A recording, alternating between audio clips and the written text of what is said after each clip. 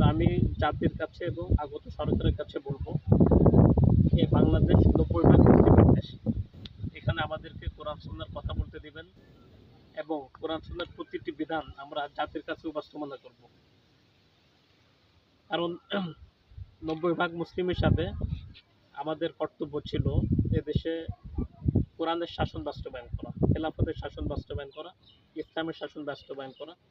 কিন্তু বেশিরভাগ মুসলিম তাওহীদ সম্পর্কে জানে না, ঈমান সম্পর্কে জানে না, খেলাফত সম্পর্কে জানে না, জিহাদ সম্পর্কে জানে না, কোরআন সুন্নাহর বেসিক বিষয়গুলো সম্পর্কে জানে না।